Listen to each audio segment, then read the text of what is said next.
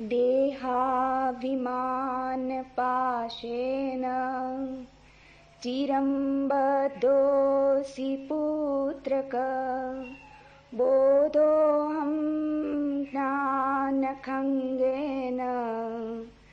तन्निकृत्य सुखी भव। निसङ्गो निष्क्रियोऽसि त्वं स्वप्रकाशो निरञ्जन अयमेव हि ते बन्ध समाधिम् अनुतिष्ठसि। त्वया व्याप्तम् इदं विश्वं त्वयि प्रोतं यथार्थतः शुद्धबुद्धस्वरूपत्वं मागम क्षुद्रचित्तताम्। निरपेक्षो निर्विकारो निर्भरशीतलाशय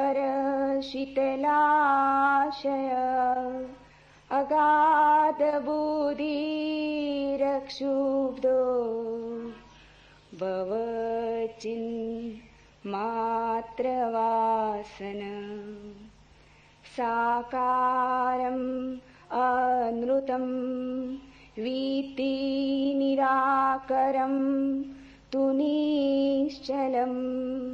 एतत्तत्त्वोपदेशेन न पुनर्भवसम्भव। यथैवादर्शमध्यस्ते रूपेऽन्तःपरितस्तु स तथैवास्मिन् शरीरेऽन्तः परितः परमेश्वर।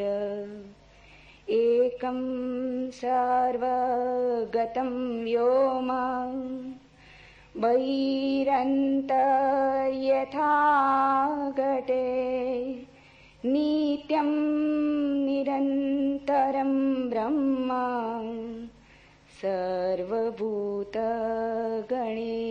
तथा।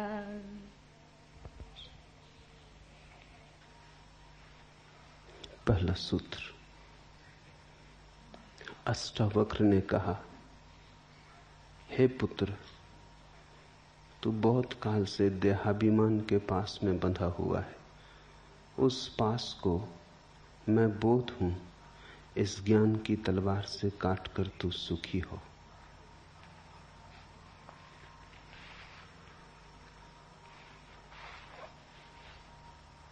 अष्टावक्र की दृष्टि में, और वही शुद्धतम दृष्टि है, आत्यंतिक दृष्टि है। बंधन केवल मान्यता का है, बंधन वास्तविक नहीं है। रामकृष्ण के जीवन में ऐसा उल्लेख है कि जीवन भर तो उन्होंने मां काली की पूजा अर्चना की, लेकिन अंततः उन्हें लगने लगा कि ये तो द्वैत ही है, अभी एक का अनुभव नहीं हुआ। प्रीतिकर है, सुखद है, लेकिन अभी दो तो दो ही बने हैं। कोई स्त्री को प्रेम करता, कोई धन को प्रेम करता, कोई पद को। उन्होंने मां काली को प्रेम किया, लेकिन प्रेम अभी भी दो में बटा है। अभी परम अद्वैत नहीं घटा। पीड़ा होने लगी तो वे प्रतीक्षा करने लगे कि कोई अद्वैतवादी, कोई वेदांती, कोई ऐसा व्यक्ति आ जाए जिससे राह मिल सके। एक परमहंस तोतापुरी गुजरते थे।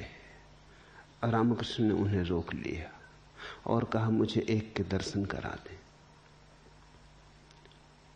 तोतापुरी ने कहा, यह कौन सी कठिन बात, दो मानते हो इसलिए दो हैं, मान्यता छोड़ दो। पर रामकृष्ण ने कहा, मान्यता छोड़नी बड़ी कठिन है, जन्म भर उसे साधा। आंख बंद करता हूं, काली की प्रतिमा खड़ी हो जाती, रस में डूब जाता हूं,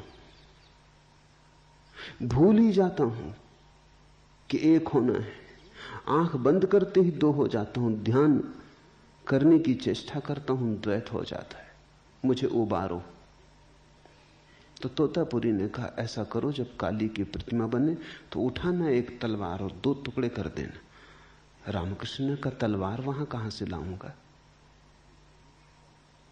तो जो तोतापुरी ने कहा वही अष्टावक्र का वचन है। तोतापुरी ने कहा, ये काली की प्रतिमा कहां से ले आए हो? वहीं से तलवार भी ले आना। ये भी कल्पना है, इसे भी कल्पना से सजाया संवारा है, जीवन भर साधा है, जीवन भर पुनरुक्त किया है, तो प्रगाढ़ हो गई है। ये कल्पना ही है। सभी को आंख बंद करके काली तो नहीं आती। ईसाई आंख बंद करता है, वर्षों की चेष्टा के बाद तो क्राइस्ट आते। कृष्ण का भक्त आंख बंद करता है तो कृष्ण आते। बुद्ध का भक्त आंख बंद करता है तो बुद्ध आते। महावीर का भक्त आंख बंद करता है तो महावीर आते। जैन को तो क्राइस्ट नहीं आते, क्रिश्चियन को तो महावीर नहीं आते। जो तुम कल्पना साधते हो वही आ जाती। रामकृष्ण ने काली को साधा है तो कल्पना प्रगाढ़ हो गई। बार बार पुनरुक्ति से, निरंतर निरंतर स्मरण से कल्पना इतनी यथार्थ हो गई है कि अब लगता है काली सामने खड़ी, कोई वहां खड़ा नहीं, चैतन्य अकेला है, यहां कोई दूजा नहीं, दूसरा नहीं। तुम आंख करो बंद, तोतापुरी ने कहा, उठाओ तलवार और तोड़ दो। रामकृष्ण आंख बंद करते, लेकिन आंख बंद करते ही हिम्मत खो जाती। तलवार उठाएं काली को तोड़ने को, भक्त भगवान को काटने को तलवार उठाए, ये बड़ी कठिन बात है। संसार छोड़ना बड़ा सरल, संसार में पकड़ने योग्य ही क्या है। लेकिन जब मन की किसी गहन कल्पना को खड़ा कर लिया हो, मन का कोई काव्य जब निर्मित हो गया हो, मन का स्वप्न जब साकार हो गया हो, तो छोड़ना बड़ा कठिन। संसार तो दुख स्वप्न जैसा है। भक्ति के स्वप्न, भाव के स्वप्न दुख स्वप्न नहीं है, बड़े सुखद स्वप्न हैं। उन्हें छोड़ें कैसे, तोड़ें कैसे? आंख से आंसू बहने लगते, गदगद हो जाते, शरीर कपने लगता, मगर वो तलवार न उठती, तलवार की याद ही भूल जाती। आखिर तोतापुरी ने कहा, बहुत हो गया, कई दिन बैठ के, ऐसे न चलेगा, या तो तुम करो या मैं जाता हूं, मेरा समय खराब मत करो, ये खेल बहुत हो गया। तोतापुरी उस दिन एक कांच का टुकड़ा ले आया और उसने कहा कि जब तुम मगन होने लगोगे तब मैं तुम्हारे माथे को कांच के टुकड़े से काट दूंगा। जब मैं यहां तुम्हारा माथा काटूं तो भीतर एक दफा हिम्मत करके उठा लेना तलवार और कर देना 2 टुकड़े। बस ये आखिरी है, फिर मैं न रुकूंगा। तोतापुरी की धमकी जाने की, और फिर वैसा गुरु खोजना मुश्किल होता। तोतापुरी अष्टावक्र जैसा आदमी रहा होगा। जब रामकृष्ण आंख बंद किए, काली की प्रतिमा उभरी और वो मगन होने को ही थे, आंख से आंसू बहने को ही थे, उद्रेक हो रहा था, उमंग आ रही थी, रोमांच होने को ही था कि तोतापुरी ने लिया माथे पर जहां आज्ञा चक्र है, वहां लेके ऊपर से नीचे तक कांच के टुकड़े से माथा काट दिया। खून की धार बह गई। हिम्मत उस वक्त भीतर रामकृष्ण ने भी जुटा ली, उठा ली तलवार, 2 टुकड़े कर दिए काली के। काली वहां गिरी कि अद्वैत हो गया, कि लहर खो गई सागर में, कि सरिता उतर गई सागर में। फिर तो कहते हैं 6 दिन उस परम शून्य में डूबे रहे, न भूख रही न प्यास, न बाहर की सुध रही न बुध, सब भूल गए। और जब 6 दिन के बाद आंख खोली तो जो पहला वचन कहा वो यही, आखिरी बाधा गिर गई, the last barrier has fallen. ये पहला सूत्र कहता है, हे पुत्र, तू बहुत काल से देहाभिमान के पास में बंधा हुआ, उस पास को ही अपना अस्तित्व मानने लगा है। मैं देह हूं, मैं देह हूं, मैं देह हूं, ऐसा जन्मों जन्मों तक दोहराया है। दोहराने के कारण हम देह हो गए। देह हम हैं नहीं, ये हमारा अध्यास है, ये हमारा अभ्यास है, ये हमारा आत्मसम्मोहन है। हमने इतनी प्रगाढ़ता से माना है कि हम हो गए। रामकृष्ण के जीवन में एक और उल्लेख है। उन्होंने सभी धर्मों की साधनाएं की। वो अकेले व्यक्ति थे मनुष्य जाति के इतिहास में जिसने सभी धर्मों के मार्ग से सत्य तक जाने की चेष्टा की। साधारणतः व्यक्ति पहुंच जाता है एक मार्ग से, फिर कौन फिक्र करता है दूसरे मार्गों की। तुम पहाड़ की चोटी पर पहुंच गए, फिर दूसरी पगडंडियां भी लाती हैं या नहीं लाती हैं, कौन फिक्र करता है, पहुंच ही गए। जो पगडंडी ले आई, बाकी लाती हो न लाती हो प्रयोजन किसे। लेकिन रामकृष्ण बार बार पहाड़ की चोटी पर पहुंचे, फिर नीचे उतर आए, फिर दूसरे मार्ग से चढ़े, फिर तीसरे मार्ग से चढ़े। वे पहले व्यक्ति हैं जिन्होंने सभी धर्मों की साधना की और सभी धर्मों से उसी शिखर को पा लिया। समन्वय की बात बहुतों ने की थी, रामकृष्ण ने पहली दफे समन्वय का विज्ञान निर्मित किया। बहुत लोगों ने कहा था सभी धर्म सच हैं, लेकिन वो बात की बात थी। रामकृष्ण ने उसे तथ्य बनाया, उसे अनुभव का बल दिया, अपने जीवन से प्रमाणित किया। जब वो इस्लाम की साधना करते थे तो वो ठीक मुसलमान फकीर हो गए। वो भूल गए रामकृष्ण, अल्लाहू अल्लाहू की आवाज लगाने लगे, कुरान की आयतें सुनने लगे। एक मस्जिद के द्वार पर ही पड़े रहते थे, मंदिर के पास से निकल जाते, आंख भी ना उठाते, नमस्कार तो दूर रही। भूल गए काली को। बंगाल में एक संप्रदाय है, सखी संप्रदाय। जब रामकृष्ण सखी संप्रदाय की साधना करते, सखी संप्रदाय की मान्यता है कि परमेश्वर ही पुरुष है, बाकी सब स्त्रियां हैं। परमेश्वर कृष्ण है, बाकी सब उसकी सखियां हैं। तो सखी संप्रदाय का पुरुष भी अपने को स्त्री ही मान के चलता है।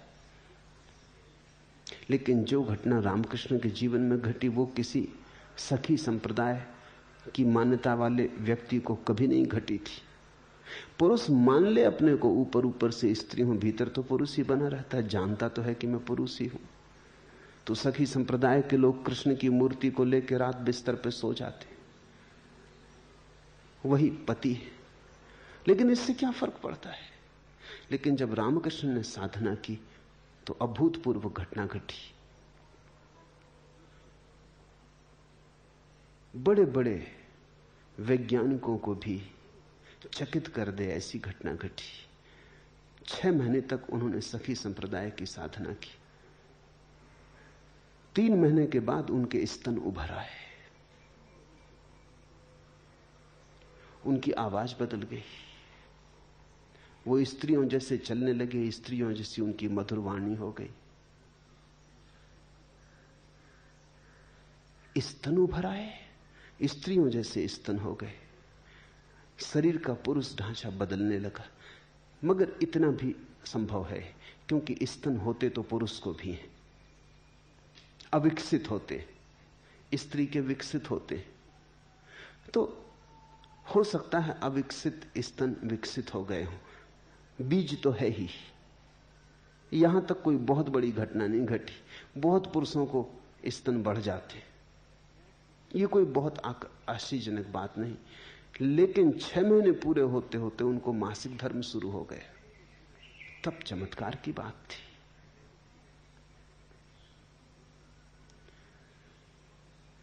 मासिक धर्म का शुरू हो जाना तो शरीर के पूरे शास्त्र के प्रतिकूल है। ऐसा तो कभी किसी पुरुष को न हुआ था। ये 6 महीने में क्या हुआ? एक मान्यता कि मैं स्त्री हूं, ये मान्यता इतनी प्रगाढ़ता से की गई, ये भाव इतने गहरे तक गुंजाया गया, ये रोए रोए में और कण कण में शरीर के गूंजने लगा कि मैं स्त्री हूं। इसका विपरीत भाव ना रहा, पुरुष की बात ही भूल गई। तो घटना घट गई। अष्टावक्र कह रहे हैं, हम देह नहीं हैं, हमने माना तो हम देह हो गए। हमने जो मान लिया हम वही हो गए।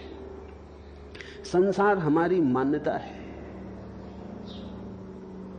और मान्यता छोड़ दी तो हम तत्क्षण रूपांतरित हो सकते हैं। छोड़ने के लिए किसी यथार्थ को बदलना नहीं, सिर्फ एक धारणा को छोड़ देना है।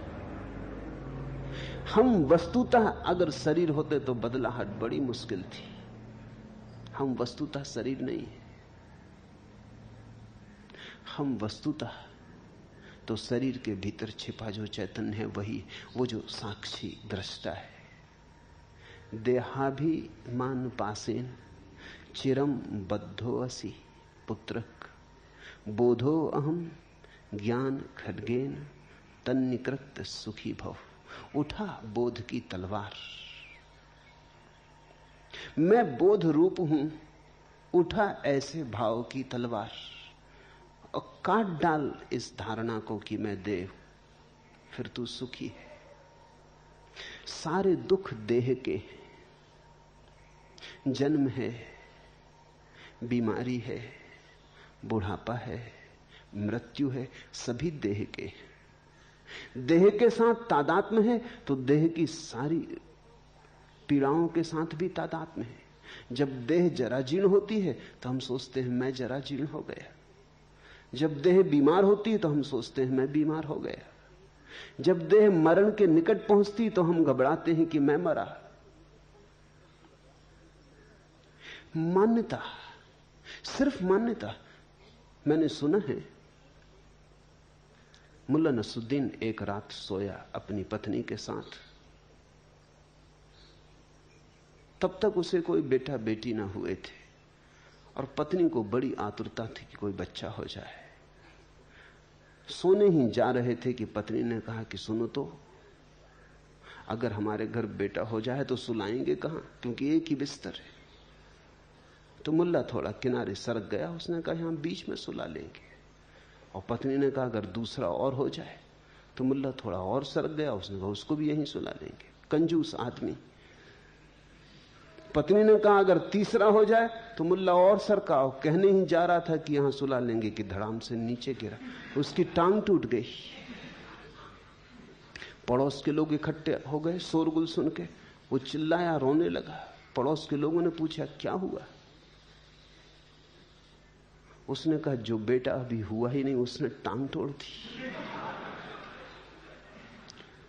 और जब मिथ्या बेटा इतना नुकसान कर सकता है तो सच्चे बेटे का क्या कहना। क्षमा मांगता हूं, बेटा बेटा चाहिए ही नहीं, इतना अनुभव बहुत है। कभी कभी क्या अक्सर हम ऐसे ही जीते, मान लेते, फिर मान के चलने लगते हैं। मान के चलने लगते हैं तो जीवन में वास्तविक परिणाम होने लगते हैं। मान्यता चाहे झूठी हो, बेटे वहां थे नहीं, लेकिन टांग असली टूट गई।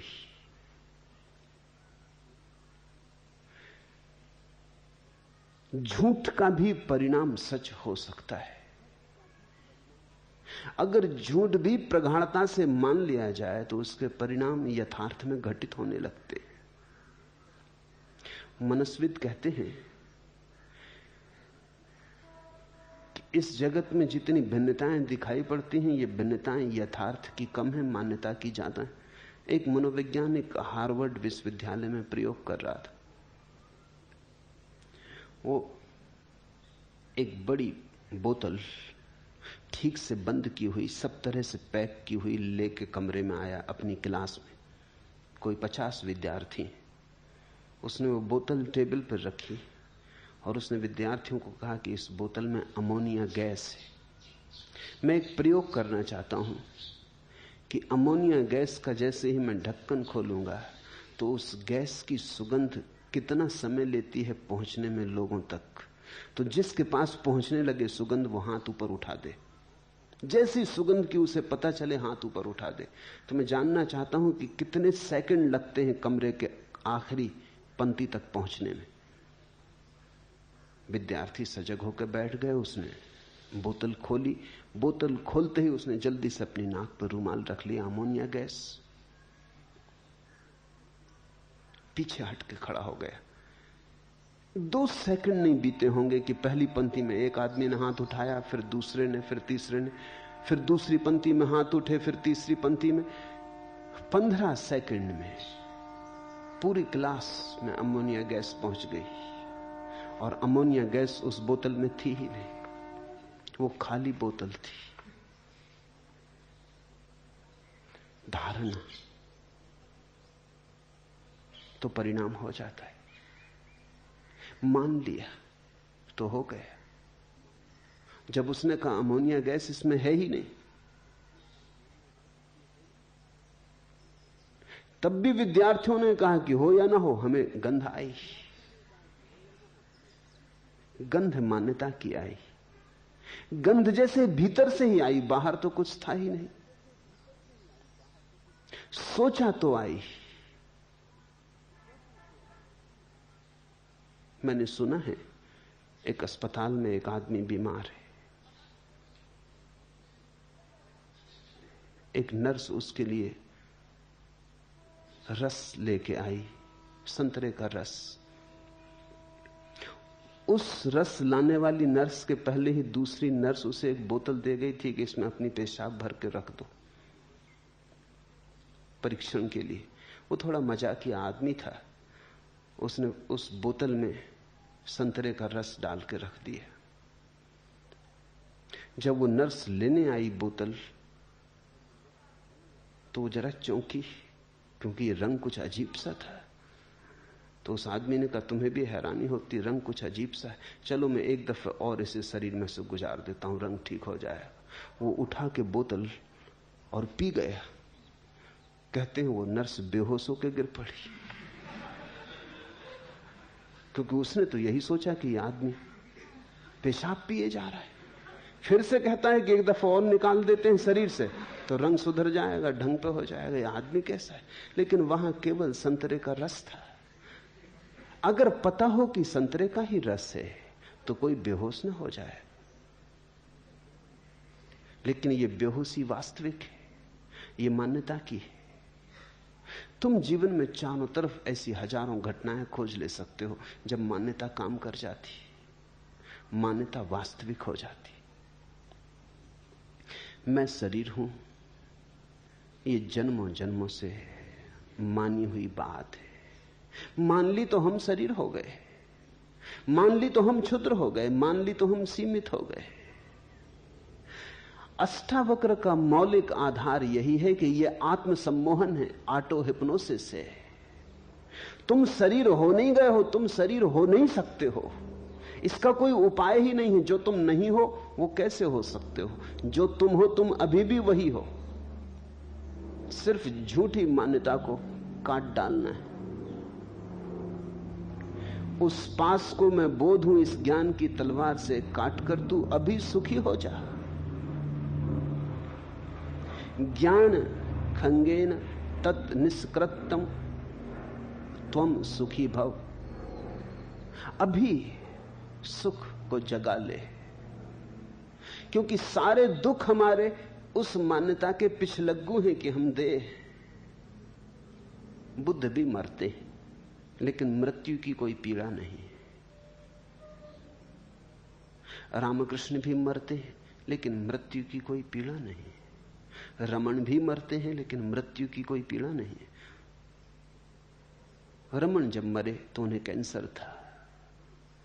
चिकित्सक बहुत चकित थे। बड़ी कठिन बीमारी थी, बड़ी पीड़ादायी बीमारी थी। लेकिन रमन वैसे ही थे जैसे थे, जैसे बीमारी ने कोई भेद ही नहीं लाया, कहीं कोई अंतर ही नहीं पड़ा। चिकित्सक परेशान थे कि यह असंभव है, यह हो कैसे सकता है। मौत द्वार पर खड़ी है और आदमी अविचलित है। चिकित्सकों की बेचैनी हम समझ सकते हैं। इतनी पीड़ा हो रही है और आदमी अविचलित है, निस्तरंग है। उनकी बेचैनी, उनका तर्क हम समझ सकते हैं, क्योंकि शरीर ही हमारे लिए सब कुछ मालूम होता है। जिसको पता चल गया कि मैं शरीर नहीं हूं, मौत आ रही है लेकिन शरीर की आ रही है, और पीड़ा हो रही है वो भी शरीर में हो रही है। एक नए चैतन्य का आविर्भाव हुआ है जो दूर खड़े होकर देख रहा है, और दूरी शरीर की और चेतना की इतनी है जैसे जमीन और आसमान की दूरी। इससे बड़ी कोई दूरी नहीं है। तुम्हारे भीतर दुनिया में अस्तित्व की सबसे दूर की चीजें मिल रही।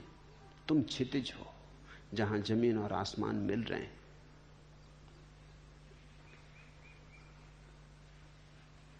जायते अस्ति वर्धते भी परिणमते अपक्षीते विनश्यति। जो उत्पन्न होता है, स्थित है, बढ़ता है, बदलता है, क्षीण होता है और नाश हो जाता है, वह तू नहीं जो इन सबको देखता है। बचपन देखा तुमने, फिर बचपन को जाते भी देखा। अगर तुम बचपन ही होते तो आज याद भी कौन करता कि बचपन था। तुम बचपन के साथ ही चले गए होते। जवानी देखी, जवानी आते देखी, जाते देखी। अगर तुम जवानी ही होते तो आज कौन याद करता। तुम जवानी के साथ ही चले गए होते। तुमने जवानी आते देखी, जाते देखी, स्वभावतः तुम जवानी से भिन्न हो। इतनी सीधी सी बात है, इतनी साफ सुथरी बात है। तुमने पीड़ा देखी, दर्द उठते देखा, दर्द के बादल घिरते देखे अपने चारों तरफ, फिर पीड़ा को जाते भी देखा, दर्द को विसर्जित होते देखा। तुमने दुख देखा, सुख देखा, कांटा चुभा, पीड़ा देखी, कांटा निकला, निस्पीड़ा हुए, वह भी देखा। तुम देखने वाले हो, तुम पार खड़े हो, तुम अछूते हो। कोई भी घटना तुम्हें छू नहीं पाती। तुम जल में कमलवत हो। तू असंग है, क्रिया शून्य है, स्वयं प्रकाश है और निर्दोष है। तेरा बंधन यही है कि तू समाधि का अनुष्ठान करता है। यह अद्भुत क्रांतिकारी वचन है। ऐसा क्रांतिकारी वचन दुनिया के किसी शास्त्र में खोजना असंभव है। इसका पूरा अर्थ समझोगे तो गहन अहोभाव पैदा होगा। पतंजलि ने कहा है, चित्त वृत्ति का निरोध योग है। ये योग की मान्य धारणा है कि जब तक चित्त वृत्तियों का निरोध न हो जाए तब तक व्यक्ति स्वयं को नहीं जान पाता। जब चित्त की सारी वृत्तियां शांत हो जाती हैं तो व्यक्ति अपने को जान पाता है। अष्टावक्र पतंजलि के सूत्र के विरोध में कह रहे हैं। अष्टावक्र कह रहे हैं, तू असंग है, क्रिया शून्य है, स्वयं प्रकाश है और निर्दोष है। तेरा बंधन यही है कि तू समाधि का अनुष्ठान करता है। समाधि का अनुष्ठान हो ही नहीं सकता, समाधि का आयोजन हो ही नहीं सकता, क्योंकि समाधि तेरा स्वभाव है। चित्त वृत्ति तो जड़ स्थितियां हैं। चित्त वृत्तियों का निरोध तो ऐसे ही है जैसे किसी आदमी के घर में अंधेरा भरा हो, वो अंधेरे से लड़ने लगे। इसे थोड़ा समझना। ले आए तलवारें, भाले, लठ और लड़ने लगे अंधेरे से। बुला ले जवानों को, मजबूत आदमियों को, धक्के देने लगे अंधेरे को। क्या वो जीतेगा कभी? यद्यपि यह परिभाषा सही है कि अंधेरे का न हो जाना प्रकाश है, लेकिन इस परिभाषा में थोड़ा समझ लेना। अंधेरे का न हो जाना प्रकाश है, यह सच है। चित्त वृत्तियों का शून्य हो जाना योग है, यह सच है। लेकिन बात को उल्टी तरफ से मत पकड़ लेना। अंधेरे का न हो जाना प्रकाश है, इसलिए अंधेरे को ना करने में मत लग जाना। वस्तुतः स्थिति दूसरी तरफ से है। प्रकाश का हो जाना अंधेरे का ना हो जाना है। तुम प्रकाश जला लेना, अंधेरा अपने आप चला जाएगा। अंधेरा है ही नहीं, अंधेरा केवल अभाव है। पतंजलि कहता है चित्त वृत्तियों को शांत करो तो तुम आत्मा को जान लोगे। अष्टावक्र कहते हैं आत्मा को जान लो, चित्त वृत्तियां शांत हो जाएंगी। आत्मा को जाने बिना तुम चित्त वृत्तियों को शांत कर भी ना सकोगे। आत्मा को न जानने के कारण ही तो चित्त वृत्तियां उठ रही हैं। समझा अपने को कि मैं शरीर हूं तो शरीर की वासनाएं उठती हैं। समझा अपने को कि मैं मन हूं तो मन की वासनाएं उठती हैं। जिसके साथ तुम जुड़ जाते हो उसी की वासनाएं तुम में प्रतिछायित होती, प्रतिबिंबित होती हैं। तुम जिसके पास बैठ जाते हो उसी का रंग तुम पे चढ़ जाता है। जैसे स्फटिक मणि को कोई रंगीन पत्थर के पास रख दे तो रंगीन पत्थर का रंग मणि पर झलकने लगता है। लाल पत्थर के पास रख दो, मणि लाल मालूम होने लगती। नीले पत्थर के पास रख दो, मणि नीली मालूम होने लगती। ये सानिध्य दोष है। मणि नीली हो नहीं जाती, सिर्फ प्रतीत होती।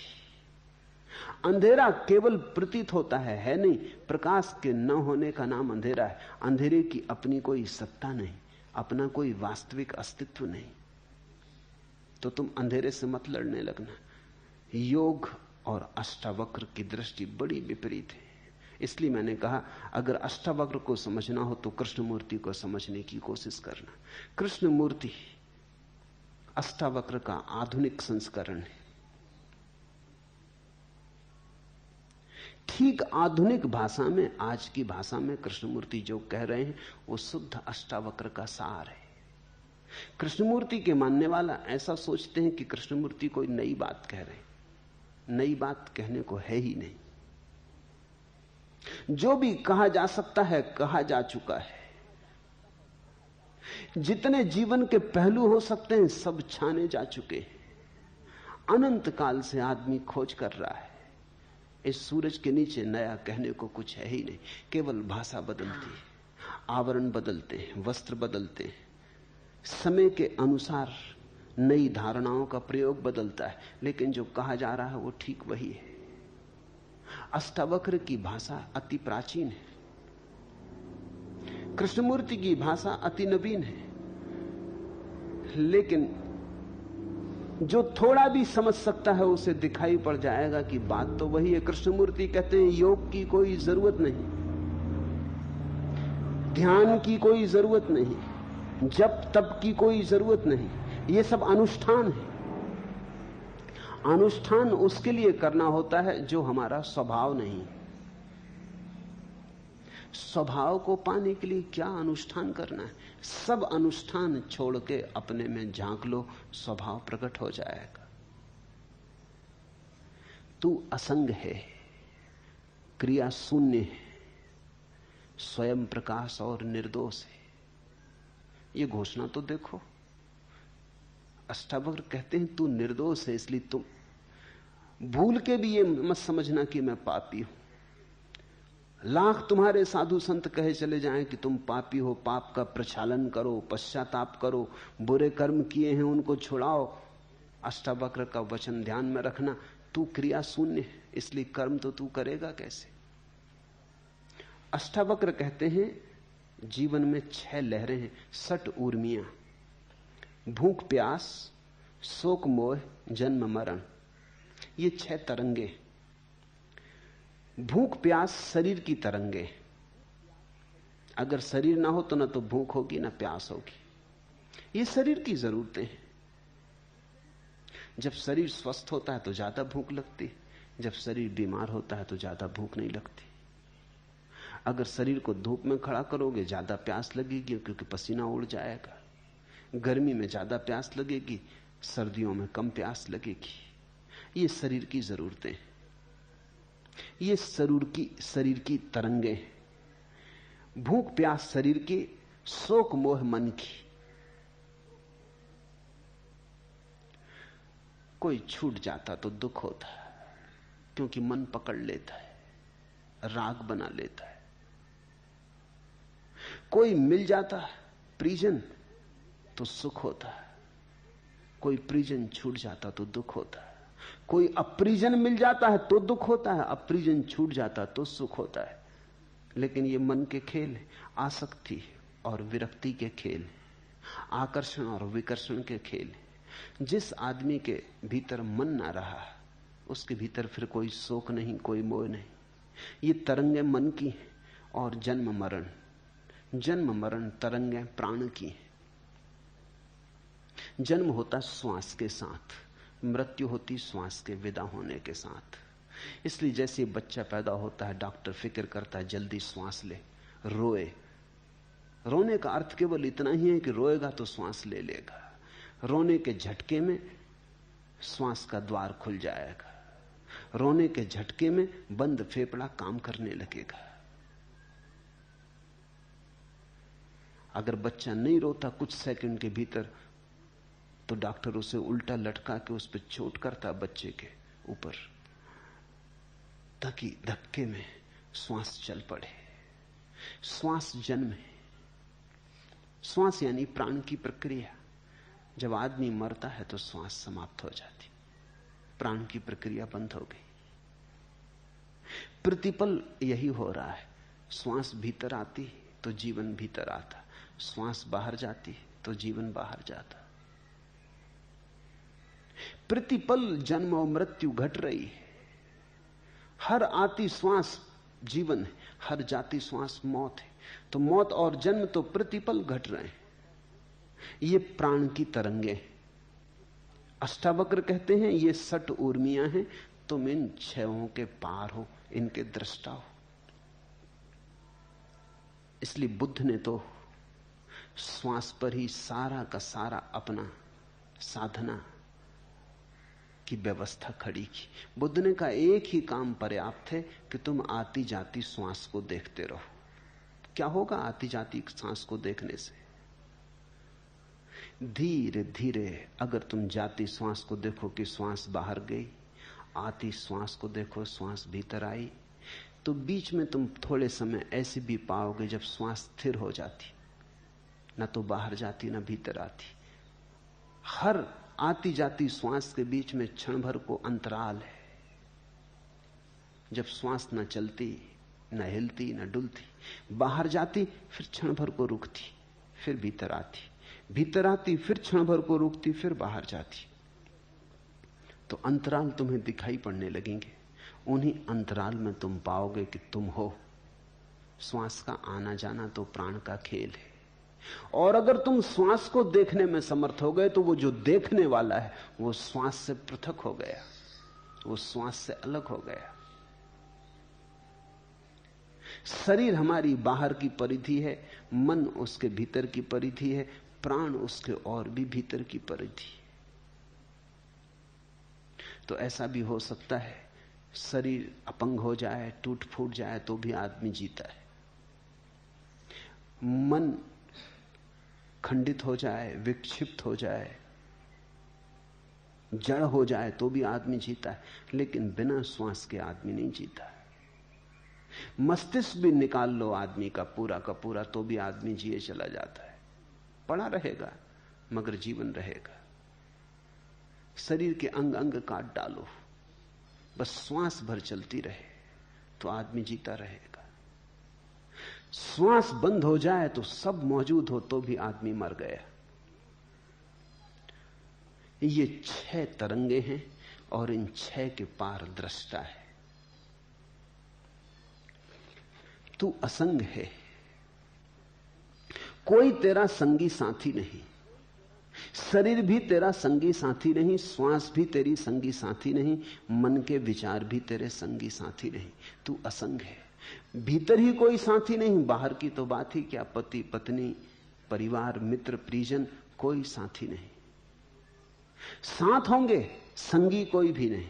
साथ होना केवल वाह घटना है, भीतर से किसी से कोई जोड़ बनता नहीं। तू असंग क्रिया शून्य है, इसलिए कर्म के जाल की तो बात ही मत उठाओ। अगर अष्टावक्र से तुम ये पूछोगे कि आप कहते हो अभी अभी हो सकती मुक्ति, तो कर्मों का क्या होगा? जन्म जन्म तक पाप किए उनका क्या होगा? उनसे छुटकारा कैसे होगा? अष्टावक्र कहते हैं तुमने कभी किए ही नहीं।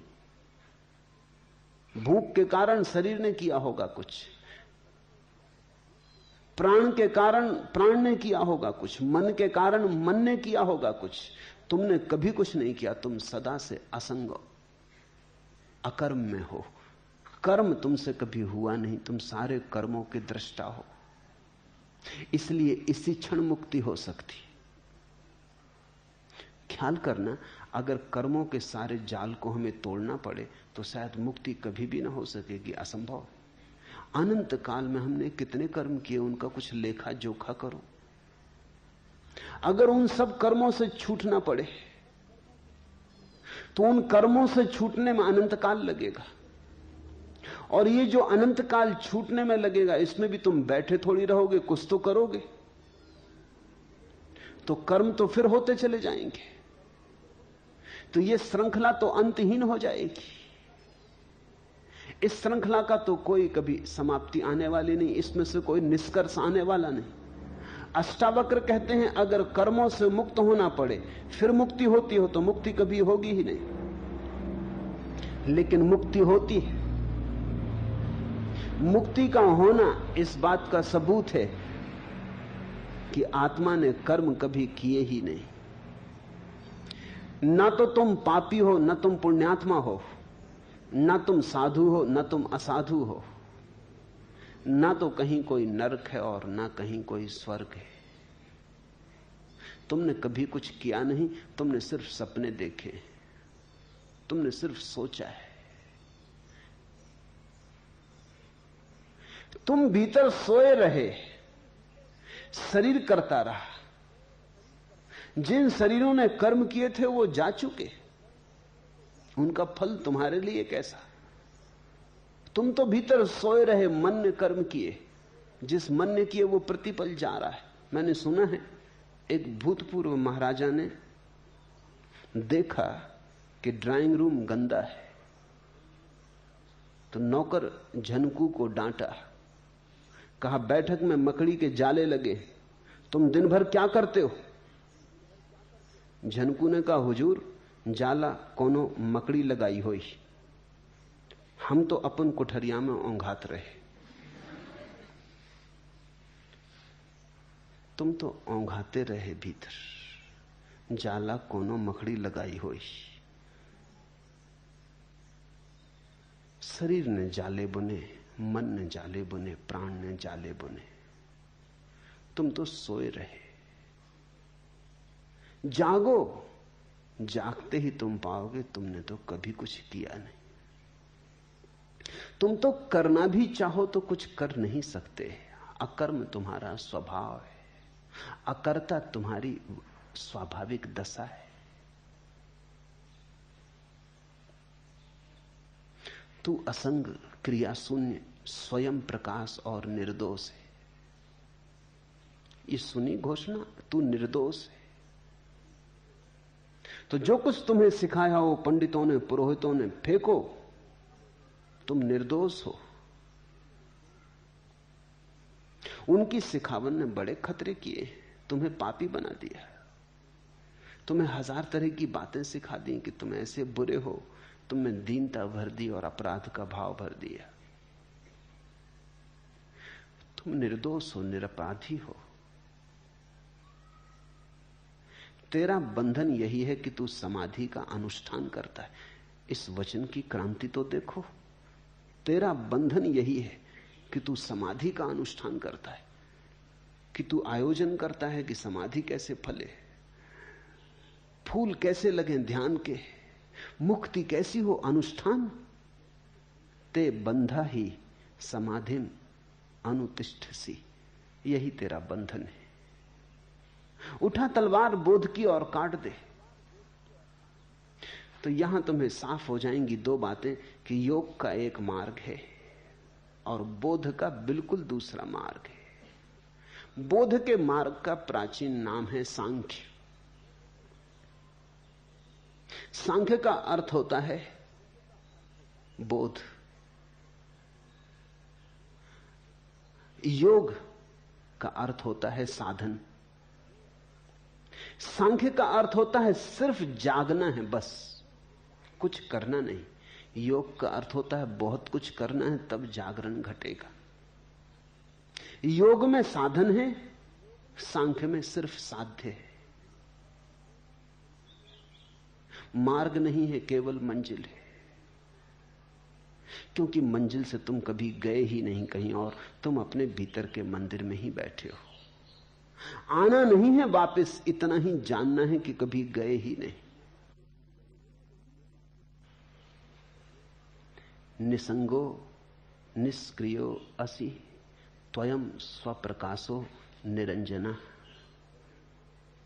अयमेव हिते बंधा समाधि मनुतिष्ठसी। बस इतना ही बंधन है कि तुम मोक्ष खोज रहे हो। मोक्ष के खोज से नए बंधन निर्मित होते। एक आदमी संसार में बंधा है, फिर घबरा जाता है तो मोक्ष खोजने लगता है। तो इधर से घर द्वार छोड़ता है, परिवार छोड़ता है, धन दुकान छोड़ता है, फिर नए बंधनों में बन जाता। साधु हो गया, अब ऐसे उठो, ऐसे बैठो, ऐसे खाओ, ऐसे पियो। अब नए बंधन अपने चारों तरफ रच लेता है। तुमने देखा साधुओं की हालत कैदियों जैसी है। साधु मुक्त नहीं है, क्योंकि साधु सोच रहा है मुक्ति के लिए पहले तो बंधन करने पड़ेंगे। ये भी खूब मजे की बात है। मुक्ति के लिए पहले बंधन मानने पड़ेंगे। मुक्त होने के लिए कोई बंधन नहीं चाहिए। कृष्णमूर्ति की एक किताब है the first and last freedom, पहली और अंतिम मुक्ति। वो अष्टावक्र का आधुनिकतम वक्तव्य है। अगर मुक्त होना है तो पहले ही चरण पर मुक्त हो जाओ। ये मत सोचो कि अंत में मुक्त होएंगे। पहले चरण पर ही मुक्त होना है, दूसरे चरण पर नहीं। क्योंकि अगर पहले चरण पर सोचा कि तैयारी करेंगे मुक्त होने की, तो उसी तैयारी में नए बंधन निर्मित हो जाएंगे। फिर उन नए बंधनों से छूटने के लिए फिर तैयारी करनी पड़ेगी। उस तैयारी में फिर नए बंधन निर्मित हो जाएंगे। तो तुम एक से छूटोगे, दूसरे से बंधोगे, कुएं से बचोगे, खाई में गिरोगे। तो तुम देखो, ग्रस्त बंधा है और संन्यास्त बंधे, दोनों के बंधन अलग अलग हैं, मगर फर्क कुछ नहीं है। ऐसा लगता है कि मौलिक मूर्छा जब तक नहीं टूटती, तुम जो भी करोगे बंधन होगा। मैंने सुना है कि एक आदमी की स्त्री भाग गई, तो उसे खोजने निकला। खोजते खोजते जंगल में पहुंच गया। वहां एक साधु एक वृक्ष के नीचे बैठा था। उसने पूछा कि मेरी स्त्री को तो जाते नहीं देखा, घर से भाग गई, बड़ा बेचैन। तो साधु ने पूछा तेरी स्त्री का नाम क्या है? उसने कहा मेरी स्त्री का नाम फजीती। साधु ने कहा फजीती? तूने भी खूब नाम रखा। ऐसे तो सभी स्त्रियां फजीती होती हैं, बाकी तूने नाम भी खूब चुन के रखा। तेरा नाम क्या है? साधु उत्सुक हुआ कि तो नाम में बड़ा होशियार। उसने कहा मेरा नाम बेवकूफ। वो साधु हंसने लगा। उसने कहा तू खोजबीन छोड़, तू तो जहां बैठ जाएगा फजीतियां वहीं आ जाएंगी। कोई कहीं तुझे जाने की जरूरत नहीं, तेरा बेवकूफ होना काफी है। फजीतियां तुझे खुद खोज लेंगी। संसार से छोड़ के आदमी भाग जाता है, तो संसार छोड़ने से उसकी मंदी बुद्धता तो नहीं मिटती, उसकी मूढ़ता तो नहीं मिटती, मूर्छा तो नहीं मिटती। वो उस मूर्छा को लेके मंदिर में बैठ जाता है, नए बंधन बना लेता है। वो मूर्छा नए जाले बुन देती। पहले संसार में बंधा था, वो सन्यास में बंध जाता है, लेकिन बिना बंधे नहीं रह सकता। मुक्ति है प्रथम चरण पर, उसके लिए कोई आयोजन नहीं। आयोजन का मतलब हुआ कि अब आयोजन में बंधे, इंतजाम किया तो इंतजाम में बंधे, फिर इससे छूटना पड़ेगा। तो ये कहां तक चलेगा? ये तो अंतहीन हो जाएगा। सुना है मैंने, एक आदमी डरता था मरघट से निकलने से, और मरघट के पार उसका घर था, तो रोज निकलना पड़ता है। इतना डरता था कि रात घर से नहीं निकलता था, सांझ घर लौट आता था तो कपता हुआ आता था। आखिर एक साधु को दया आ गई। उसने कहा कि तू ये फिक्र छोड़, ये ताबीज ले, ये ताबीज सदा बांध के रख, फिर कोई भूत प्रेत तेरे ऊपर कोई परिणाम न ला सकेगा। परिणाम हुआ, ताबीज बांधते से भूत प्रेत का डर मिट गया। लेकिन अब एक नया डर पकड़ा कि ताबीज कहीं खो न जाए।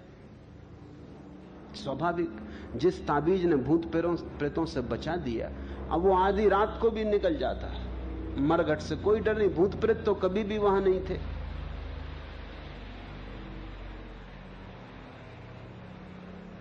अपना ही डर था।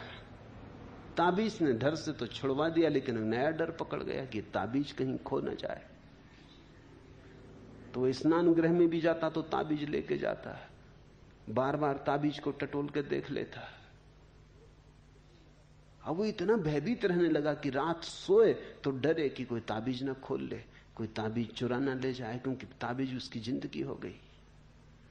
डर अपनी जगह कायम रहा, भूत का न रहा तो ताबीज का हो गया। अब अगर कोई इसको ताबीज की जगह कुछ और दे दे तो क्या फर्क पड़ने वाला है? इस आदमी की भयभीत दशा तो नहीं बदलती। भूत का थोड़ी प्रश्न है, भय का प्रश्न है। तो तुम भय को एक जगह से दूसरी जगह हटा सकते हो। बहुत से लोग इसी तरह का बालीवाल का खेल खेलते रहते हैं। गेंद इधर से उधर फेंकी, उधर से इधर आई, बस फेंकते रहते, खेलते रहते, और इस बीच जिंदगी गुजरती चली जाती। अष्टावक्र कहते हैं समाधि का अनुष्ठान ही बंधन का कारण है। अगर तुझे मुक्त होना है तो मुक्त होने की घोषणा कर, आयोजन नहीं। इसलिए मैं कहता हूं इस वचन की क्रांति को देखो। यह वचन अनूठा है, यह बेजोड़ है। अष्टावक्र कहते हैं अभी और यहीं घोषणा करो मुक्त होने की, तैयारी मत करो। यह मत कहो कि पहले तैयार होंगे फिर, क्योंकि फिर तैयारी बांध लेगी, फिर तैयारी को कैसे छोड़ोगे? एक रोग से छूटते हैं, दूसरा रोग पकड़ जाता है। ये तो कंधे बदलना हुआ। तुमने देखा लोग मरघट ले जाते हैं लाश को तो कंधे बदल लेते हैं। एक कंधे पर रखे रखे थक गए तो दूसरे कंधे पर रख ली, थोड़ी देर राहत मिलती, फिर दूसरा कंधा दुखने लगता तो फिर बदल लेते। ऐसे तो तुम जन्मों जन्मों से कर रहे हो, बस ये सिर्फ राहत मिलती है, इससे परम विश्राम नहीं मिलता। छोड़ो मुर्दों का ढोना, घोषणा करो। अगर तुम चाहो तो एक क्षण में, क्षण के एक अंश में घोषणा हो सकती है। मुझसे लोग पूछते हैं कि आप हर किसी को संन्यास दे देते? मैं कहता हूं कि हर कोई हकदार है, सिर्फ घोषणा करने की बात है। कुछ और करना थोड़ी है, सिर्फ घोषणा करनी। इस घोषणा को अपने हृदय में विराजमान करना है कि मैं संन्यास्त हूं तो तुम संन्यास्त हो गए, कि मैं मुक्त हूं तो तुम मुक्त हो गए। तुम्हारी घोषणा तुम्हारा जीवन है। घोषणा करने की हिम्मत करो। क्या छोटी मोटी घोषणाएं करनी? घोषणा करो अहम ब्रह्मास्मि, मैं ब्रह्म हूं। तुम ब्रह्म हो गए। आगे के सूत्र में अष्टावक्र कहते हैं यह संसार तुझसे व्याप्त है, तुझी में प्रोया है। तू यथार्थ शुद्ध चैतन्य स्वरूप है, अतः क्षुद्र चित्त को मत प्राप्त हो। क्या छोटी छोटी बातों से जुड़ता है? कभी जोड़ लेता ये मकान मेरा, ये देह मेरी, ये धन मेरा, ये दुकान मेरी। क्या क्षुद्र बातों से मन को जोड़ रहा है? त्वा व्याप्तमिदं विश्वम त्वयि प्रोतम यथार्थता। तुझसे ही सारा सत्य ओतप्रोत है, तुझसे ही सारा ब्रह्म व्याप्त है। शुद्ध बुद्ध स्वरूपस्त्वम मां गम क्षुद्र चित्तताम। क्यों छोटी छोटी बातों को घोषणा करता है? बड़ी घोषणा कर, एक घोषणा कर। शुद्ध चैतन्य स्वरूप हूं, शुद्ध बुद्ध स्वरूप हूं, क्षुद्र चित्त को मत प्राप्त हो। हमने बड़ी छोटी छोटी घोषणाएं की हैं, जो हम घोषणा करते हैं वही हम हो जाते हैं। इस दृष्टि से भारत का अनुदान जगत को बड़ा अनूठा है, क्योंकि भारत ने जगत में सबसे बड़ी घोषणाएं की हैं। मंसूर ने मुसलमानों की दुनिया में घोषणा की अनल हक, मैं सत्य हूं, उन्होंने मार डाला। उन्होंने कहा यह आदमी जरूरत से बड़ी घोषणा कर रहा है। मैं सत्य हूं यह तो केवल परमात्मा कह सकता है, आदमी कैसे कहेगा। लेकिन हमने अष्टावक्र को मार नहीं डाला, न हमने उपनिषद के ऋषियों को मार डाला जिन्होंने कहा अहम ब्रह्मास्मि, क्योंकि हमने एक बात समझी कि आदमी जैसी घोषणा करता है वैसा ही हो जाता है। तो फिर छोटी क्या घोषणा करनी? जब तुम्हारी घोषणा पर ही तुम्हारे जीवन का विस्तार निर्भर है, तो परम विस्तार की घोषणा करो, विराट की घोषणा करो, विभु की, प्रभु की घोषणा करो। इससे छोटी पे क्यों राजी होना? इतनी कंजूसी क्या? घोषणा में ही कंजूसी कर जाते हो। फिर कंजूसी कर जाते हो तो वैसे हो जाते हो। क्षुद्र मानोगे तो क्षुद्र हो जाओगे, विराट मानोगे तो विराट हो जाओगे। तुम्हारी मान्यता तुम्हारा जीवन है, तुम्हारी मान्यता तुम्हारी जीवन की शैली है। तू निरपेक्ष, अपेक्षा रहित है, निर्विकार है, स्वनिर्भर चिदघन रूप है, शांति और मुक्ति का स्थान है, अगाध बुद्धि रूप है, क्षोभ शून्य है, अथा चैतन्य मात्र में निष्ठा वाला हो। एक निष्ठा पर्याप्त है, साधना नहीं, निष्ठा। साधना नहीं, श्रद्धा। इतनी निष्ठा पर्याप्त है कि मैं चैतन्य मात्र हूं। इस जगत में यह सबसे बड़ा जादू है। मनस्विद कहते हैं कि अगर किसी व्यक्ति को बार बार कहो कि तुम बुद्धिहीन हो, वो बुद्धिहीन हो जाता। जितने लोग दुनिया में बुद्धिहीन दिखाई पड़ते हैं, ये सब बुद्धिहीन नहीं, ये हैं तो परमात्मा। इनको बुद्धिहीन जतला दिया गया, बतला दिया गया है। इतने लोगों ने इनको दोहरा दिया है और इन्होंने भी इतनी बार दोहरा लिया है कि बुद्धू हो गए। जो बुद्ध हो सकते थे वो बुद्धू होकर रह गए। मनस्वित कहते हैं किसी आदमी को तुम राह पे मिलो, वो भला चंगा है, तुम देखते उससे कहो अरे तुम्हें क्या हो गया, चेहरा पीला है, बुखार है, देखें हाथ, बीमार हो, तुम्हारे पैर कपते से मालूम पड़ते। पहले तो वो इंकार करेगा क्योंकि उसने सोचा भी नहीं था क्षण भर पहले तक। वो कहेगा नहीं नहीं मैं बिल्कुल ठीक हूं, आप कैसी बातें कर रहे हैं, ठीक है आपकी मर्जी। फिर थोड़ी देर बाद दूसरा आदमी उसको मिले और कहे अरे चेहरा पीला पड़ गया, क्या मामला है। अब वो इतनी हिम्मत से न कह सकेगा कि मैं बिल्कुल ठीक हूं। वो कहेगा हां कुछ तबीयत खराब। वो राजी होने लगा, हिम्मत उसकी खिसकने लगी। फिर तीसरा आदमी मिले और कहे कि अरे अब तो वो घर ही लौट जाएगा कि मैं तबीयत मेरी ज्यादा खराब है, अब बाजार जाने से कुछ सार नहीं। तुमने कहानी सुनी कि एक ब्राह्मण एक बकरी को खरीद के लाता था। 3-4 लफंगों ने उसे देखा और उन्होंने सोचा कि इसकी बकरी तो छीनी जा सकती, लेकिन ब्राह्मण मजबूत था और छीनना आसान मामला न था। तो उन्होंने सोचा कि थोड़ी कूटनीति करो। एक उसे मिला राह के किनारे और कहा कि गजब, ये कुत्ता कितने में खरीद लाए। उस आदमी ने, ब्राह्मण ने कहा कुत्ता, तू अंधा तो नहीं है, पागल कहीं के, बकरी है, बाजार से खरीद के ला रहा हूं, 50 रुपए खर्च किए। उसने भाई तुम्हारी मर्जी, लेकिन तुम जानो ब्राह्मण होके कुत्ते को कंधे पे लिए। भाई मुझको तो कुत्ता दिखाई पड़ता, हो सकता है मेरी गलती हो। ब्राह्मण चला सोचता हुआ कि आदमी भी कैसा है, मगर उसने एक बार टटोल के बकरी के पैर देखे, बकरी ही है।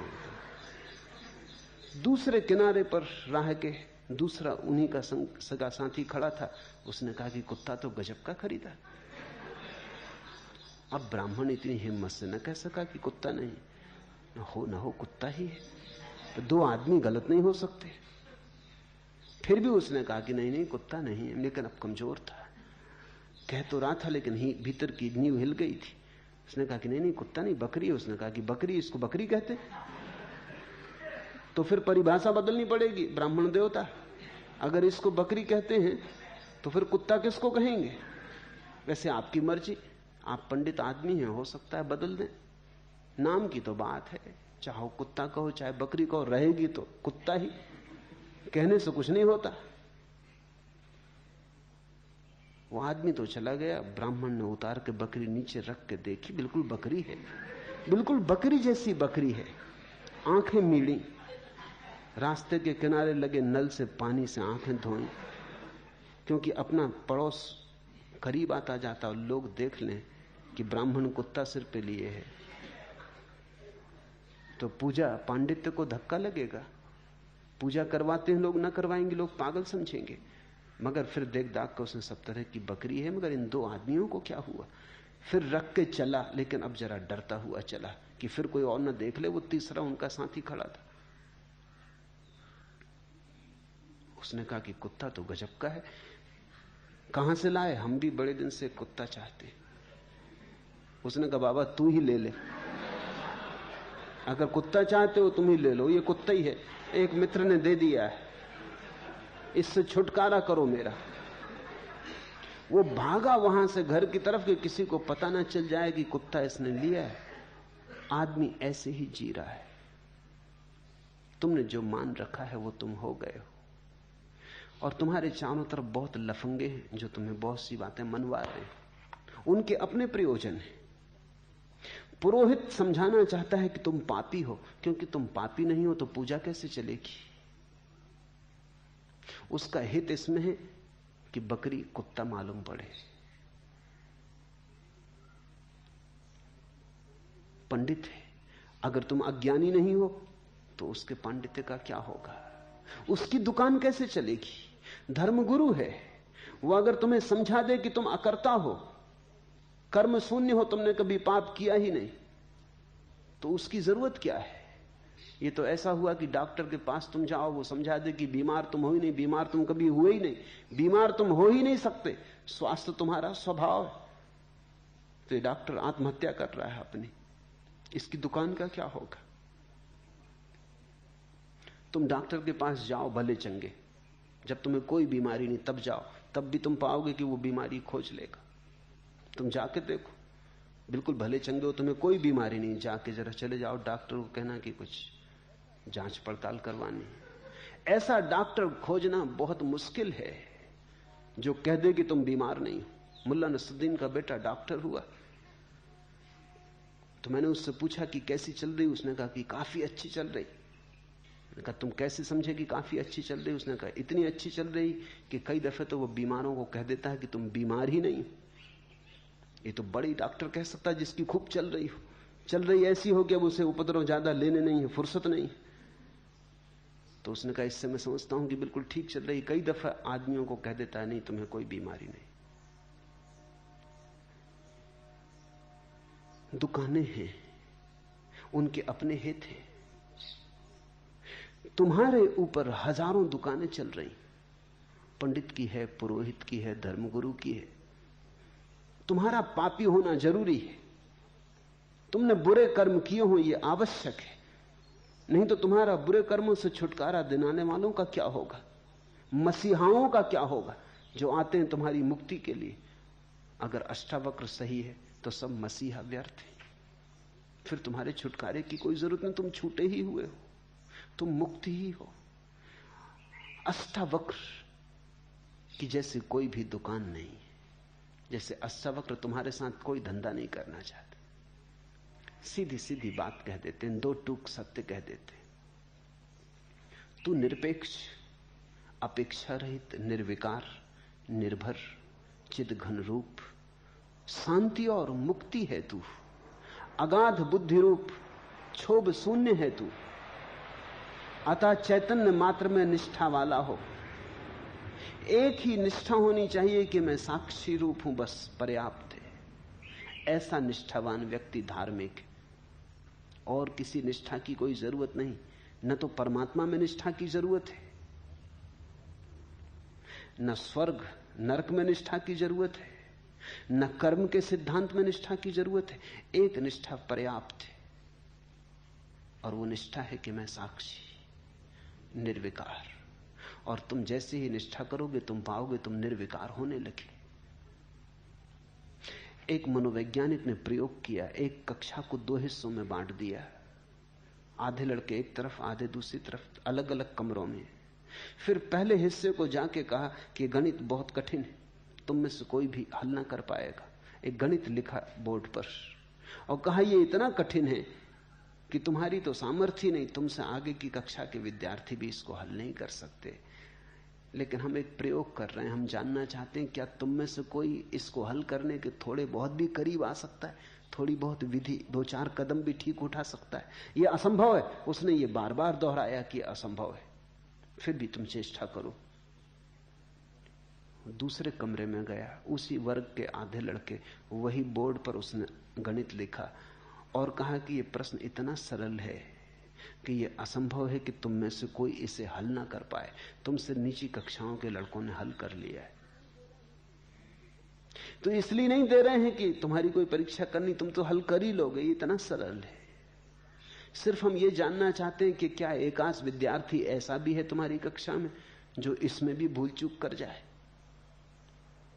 सवाल वही, कक्षा वही, बड़े अंतर आए परिणाम में। पहले वर्ग में 15 लड़कों में से केवल 3 लड़के हल कर पाए। दूसरे वर्ग में 15 में से 12 ने हल किया, केवल 3 हल न कर पाए। इतना बड़ा अंतर। सवाल वही, उस सवाल के साथ जो भाव दिया गया वो परिणामकारी हुआ। अष्टावक्र तुमसे नहीं कहते कि धर्म दुसाध्य है, अष्टावक्र कहते हैं बड़ा सरल है। जो दुसाध्य कहते हैं वो दुसाध्य बना देते। जो कहते हैं बड़ा असंभव है, खड़क की धार, वो तुम्हें घबरा देते।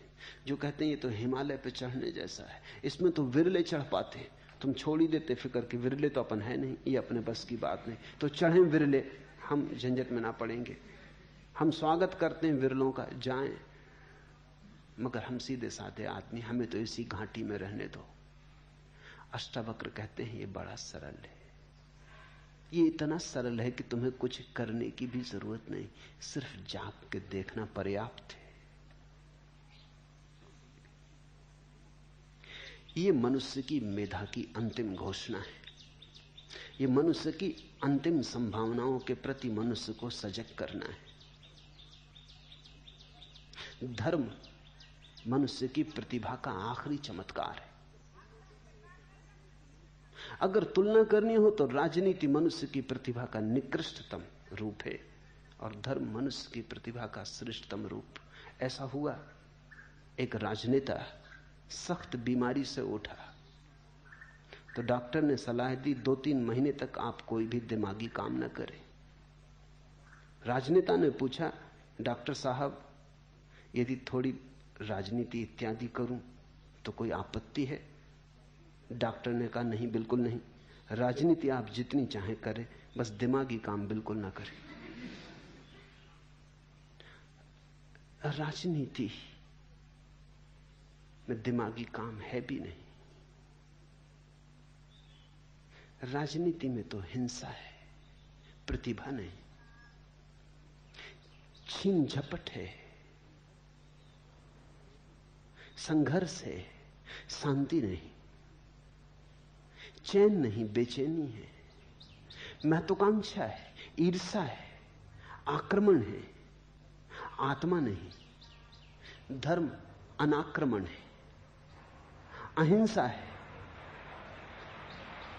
प्रतियोगिता मुक्ति है, संघर्ष नहीं, समर्पण है, किसी से छीनना नहीं है, अपना जो है उसकी घोषणा करनी है। अपना ही इतना काफी है कि किसी से छीनना क्या है। छीनते तो वे ही हैं जिन्हें अपना पता नहीं, टुकड़े टुकड़ों के लिए लड़ते हैं और परमात्मा भीतर विराजमान है। टुकड़े टुकड़ों के लिए मरते हैं और परम विस्तार भीतर मौजूद है। सागर मौजूद है, बूंदों के लिए तरसते हैं। जिन्हें अपना पता नहीं वे ही राजनीति में होते हैं। और जब मैं राजनीति कहता हूं तो मेरा मतलब इतना ही नहीं कि वे लोग जो राजनीतिक पार्टियों में, राजनीति से मेरा मतलब है वे सभी लोग जो किसी तरह के संघर्ष में, वो धन का संघर्ष हो तो धन की राजनीति, पद का संघर्ष हो तो पद की राजनीति, त्याग का संघर्ष हो तो त्याग की राजनीति। त्यागियों में बड़ा संघर्ष होता है कि कोई दूसरा त्यागी हाथ ना मार ले। ओलंपिक चलता रहता त्यागियों का कि कोई महात्मा बड़ा ना हो जाए, तो एक महात्मा दूसरे महात्मा को हराने में लगा है। वो तो अगर कभी भारत में कभी ओलंपिक हो तो उसमें महात्माओं की भी प्रतियोगिता होनी चाहिए। लेकिन जहां भी प्रतियोगिता है वहीं राजनीति है। राजनीति का मूल स्वर है कि मेरे पास नहीं और दूसरों के पास है, छीन के ही मेरे पास हो सकेगा। लेकिन जो तुम दूसरे से छीनते हो वो तुम्हारा कब होगा, कैसे होगा? छीना हुआ तुम्हारा कैसे होगा? जो छीना गया है वो छीना जाएगा। आज नहीं कल तुमसे कोई दूसरा छीन लेगा, और अगर कोई भी ना छीन पाया तो मौत तो निश्चित छीन लेगी। तुम्हारा तो सिर्फ वही है जो किसी से बिना छीने तुम्हारा है, तो फिर मौत भी ना छीन पाएगी। तुम्हारा तो वही है जो जन्म के पहले तुम्हारा था, मौत के बाद भी तुम्हारा होगा।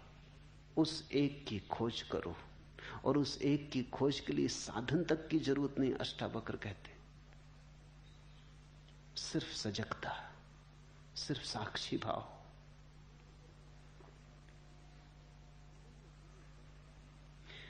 जीवन में तुम्हें बहुत बार लगता भी है कि व्यर्थ दौड़े चले जा रहे हैं, लेकिन रुकें कैसे? ऐसा नहीं है कि तुम्हें नहीं लगता कि ये व्यर्थ दौड़ धूप, तुम्हें भी लगता है, लेकिन रुकें कैसे? फिर दौड़ धूप का अभ्यास प्राचीन है, रुकना भूल ही गए। पैरों की आदत दौड़ने की हो गई, मन की आदत दौड़ने की हो गई। अभ्यास ऐसा हो गया है कि बैठ नहीं सकते, बैठने का अभ्यास खो गया। आ गई थी शिकायत लबों पे मगर किससे कहते तो क्या, कहना बेकार था। चल पड़े दर्द पीकर तो चलते रहे, हार कर बैठ जाने से इंकार था। और फिर लोग सोचते हैं कि ऐसे बैठ गए तो हार जाएंगे, बैठ गए तो लोग समझेंगे हार गए, बैठ गए तो लोग समझेंगे अरे पलायनवादी, भगोड़े। बैठ गए तो लोग, जो भीड़ जा रही हजारों की, वो निंदा से देखेगी, तो लोग चलते रहते। शिकायत बहुत बार आ जाती मन में कि सब व्यर्थ मालूम होता, लेकिन किससे कहो, कौन समझेगा? यहां सभी तुम्हारे जैसे हैं, कोई किसी से कहता नहीं, अपने अपने घाव छिपाए लोग चलते रहते। आ गई थी शिकायत लबों पे मगर किससे कहते तो क्या, कहना बेकार था। कोई अष्टावक्र मिले, कोई बुद्ध मिले तो कहने का कोई सार, किससे कहना? यहां चल पड़े दर्द पीकर तो चलते रहे, दर्द पी पी के लोग चलते रहते। हार कर बैठ जाने से इंकार था, और ये अहंकार की धारणा हो जाती कि हार के बैठने का मतलब तो गए, डूब गए, मर गए। चलते रहो, कुछ ना कुछ करते रहो, कुछ ना कुछ पाने की चेष्टा में लगे रहो, नहीं तो खो जाओगे। और मिलता उन्हें जो बैठ जाते, मिलता उन्हें है जो रुक जाते। परमात्मा भागने से नहीं मिलता, रुकने से मिलता है। इसलिए अष्टावक्र कहते परम विश्रांति में मिलता है। कभी थोड़ा बैठो, कभी घड़ी भर खोज के सिर्फ बैठो, कुछ मत करो। ज़ेन फकीरों में एक प्रक्रिया है ज़ाज़ेन। ज़ाज़ेन का मतलब होता है बस बैठो और कुछ मत करो। बड़ी गहरी ध्यान की प्रक्रिया है। प्रक्रिया कहनी ठीक ही नहीं, क्योंकि प्रक्रिया तो कुछ भी नहीं, बस बैठो, कुछ भी ना करो। जैसे अष्टावक्र जो कह रहे हैं वही ज़ेन कह रहा है। बैठ जाओ, कुछ देर सिर्फ बैठो विश्राम में, कुछ देर सब ऊहापोह छोड़ो, कुछ देर सब महत्वाकांक्षा छोड़ो, मन की दौड़ धूप आपाधापी छोड़ो, थोड़ी देर सिर्फ बैठे रहो, डूबे रहो अपने में। धीरे धीरे तुम्हारे भीतर एक प्रकाश फैलना शुरू होगा। शुरू में शायद न दिखाई पड़े, ऐसे ही जैसे तुम भरी दोपहरी में घर लौटते हो तो घर के भीतर अंधेरा मालूम होता है, आंखें धूप की आदी हो गई। थोड़ी देर बैठते हो, आंखें राजी हो जाती हैं, तो फिर प्रकाश मालूम होने लगता है। धीरे धीरे कमरे में प्रकाश हो जाता। ऐसा ही भीतर है। बाहर बाहर चले जन्मों तक तो भीतर अंधेरा मालूम होता है। पहली दफा जाओगे तो कुछ भी न सूझेगा, अंधेरा ही अंधेरा। घबराना मत, बैठो, थोड़ा आंख को राजी होने दो भीतर के लिए। ये आंख की पुतलियां धूप के लिए आदी हो गई हैं। तुमने ख्याल किया, धूप में जब तुम जाते हो तो आंख की पुतलियां छोटी हो जाती। धूप के बाद एकदम आईने में देखना तो तुम्हें पुतली बहुत छोटी मालूम पड़ेगी, क्योंकि उतनी धूप को भीतर नहीं ले जाया जा सकता, वो जरूरत से ज्यादा है। तो पुतली सिकुड़ जाती, वो ऑटोमेटिक है, स्वचालित सिकुड़न है। फिर जब तुम अंधेरे में आते तो पुतली को फैलना पड़ता, पुतली बड़ी हो जाती। अंधेरे में थोड़ी देर बैठने के बाद फिर आईने में देखना तो पाओगे पुतली बड़ी हो गई। और जो इस बाहर की आंख का ढंग है वही भीतर की तीसरी आंख का भी ढंग है। बाहर देखने के लिए पुतली छोटी चाहिए, भीतर देखने के लिए पुतली बड़ी चाहिए। तो अभ्यास हो गया है पुराना, उस अभ्यास को मिटाने के लिए कुछ नया अभ्यास नहीं करना है, बस बैठ रहो। लोग पूछते हैं बैठ के क्या करें? चलो कुछ राम नाम दे दो, कोई मंत्र दे दो, उसी को दोहराते रहेंगे, मगर कुछ दे दो कुछ करने को। लोग कहते हैं आलंबन चाहिए, सहारा चाहिए। अनुष्ठान किया कि बंधन शुरू हुआ। सिर्फ बैठो। बैठने का भी मतलब ये नहीं कि बैठो ही, खड़े भी रह सकते हो, लेट भी सकते हो। बैठने से मतलब इतना कुछ ना करो, थोड़ी देर 24 घंटे में अकर्ता हो जाओ, अकर्मण्य हो जाओ, खाली रह जाओ।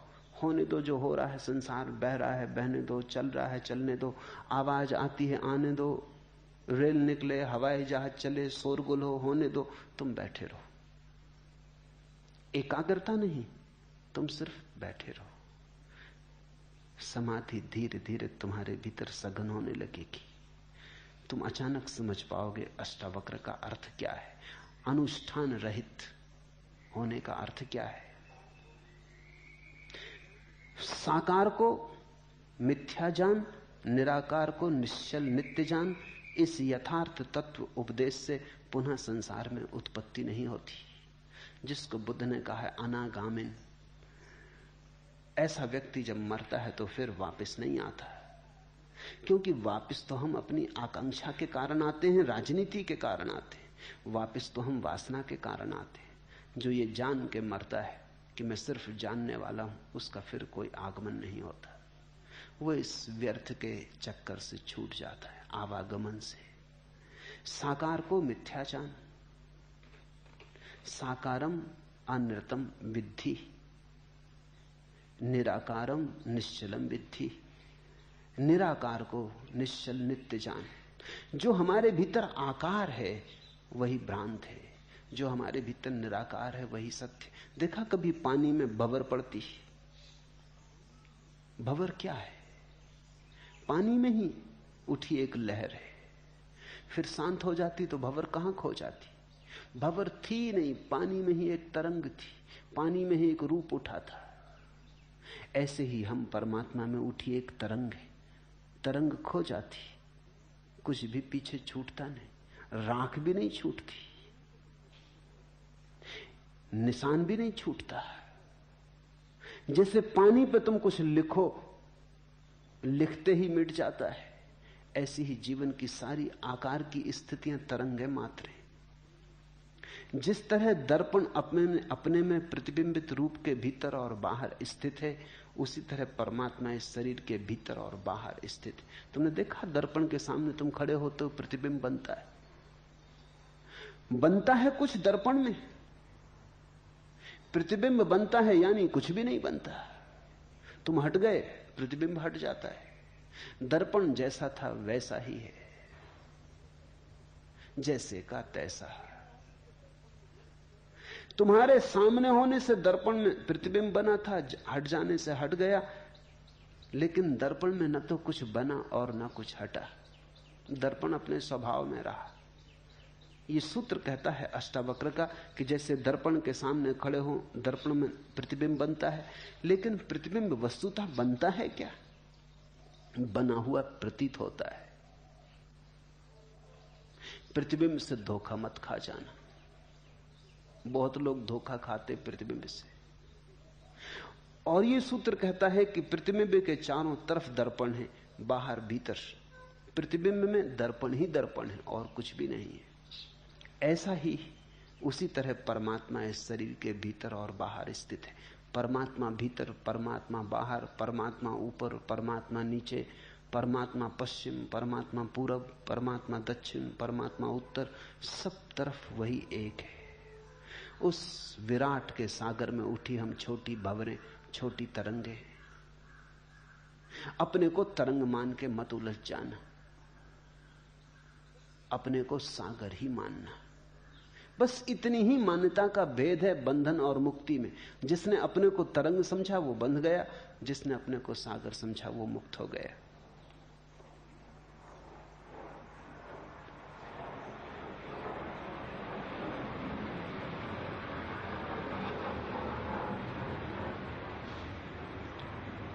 जिस तरह सर्वव्यापी एक आकाश घट के बाहर और भीतर स्थित है, उसी तरह नित्य और निरंतर ब्रह्म सब भूतों में स्थित है। जिस तरह सर्वव्यापी एक आकाश घट के बाहर और भीतर घड़ा रखा है, घड़े के भीतर भी वही आकाश है, घड़े के बाहर भी वही आकाश है। तुम घड़े को फोड़ दो तो आकाश नहीं फूटता, तुम घड़े को बना लो तो आकाश बिगड़ता नहीं। घड़ा तिरछा हो, गोल हो, कैसा ही आकार हो, इससे आकाश पर कोई आकार नहीं चढ़ता। हम सब मिट्टी के भांडे, मिट्टी के घड़े, बाहर भी वही है, भीतर भी वही है। इस मिट्टी की पतली सी दीवार को तुम बहुत ज्यादा मूल्य मत दे देना। ये मिट्टी की पतली सी दीवार तुम्हें एक घड़ा बना रही है, इससे बहुत जकड़ मत जाना। अगर तुमने ऐसा मान लिया कि ये मिट्टी की दीवार ही मैं हूं, तो फिर तुम बार बार घड़े बनते रहोगे, क्योंकि तुम्हारी मान्यता तुम्हें वापस खींच लाएगी। कोई और तुम्हें संसार में नहीं लाता है, तुम्हारे घड़े होने की धारणा ही तुम्हें वापस ले आती। एक बार तुम जान लो कि तुम घड़े के भीतर का शून्य हो। लाओ त्सु के वचन अर्थपूर्ण है। लाओ त्सु कहता है घड़े की दीवार का क्या मूल्य है? असली मूल्य तो घड़े के भीतर के शून्य का होता है। पानी भरोगे तो शून्य में भरेगा, दीवार में थोड़ी। मकान बनाते हो तो तुम दीवार को मकान कहते हो तो गलती है। दीवार के भीतर जो खाली जगह है वही मकान है। रहते तो उसमें हो, दीवार में थोड़ी रहते। दीवार तो केवल एक सीमा है। असली में रहते तो हम आकाश में ही हैं तो हम सब दिगंबर ही।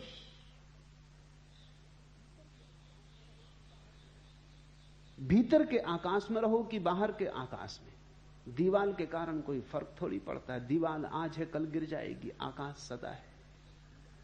तो तुम भूल से घर को अगर दीवार समझ लेते हो और घड़े को अगर मिट्टी की परत समझ लेते हो और अपने को अगर देह समझ लेते हो, तो बस यही बंधन है। जरा सी गलती पढ़ने में जीवन के शास्त्र को और सब गलत हो जाता है। बड़ी छोटी सी भूल है।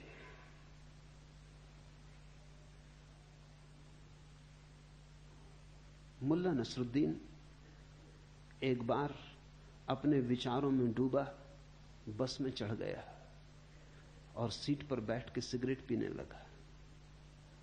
साफ साफ तो लिखा है कि बस में धूम्रपान वर्जित है। क्या आपने पढ़ा नहीं? क्या आपको पढ़ना नहीं आता? कंडक्टर ने क्रोधपूर्वक उससे कहा, पढ़ तो लिया, लेकिन लिखने को तो बस में बहुत कुछ लिखा है। मैं किस किस की बात का पालन करूं? नसरुद्दीन बोला, यही देखो, यहां लिखा है हमेशा हैंडलूम की साड़ियां पहनो।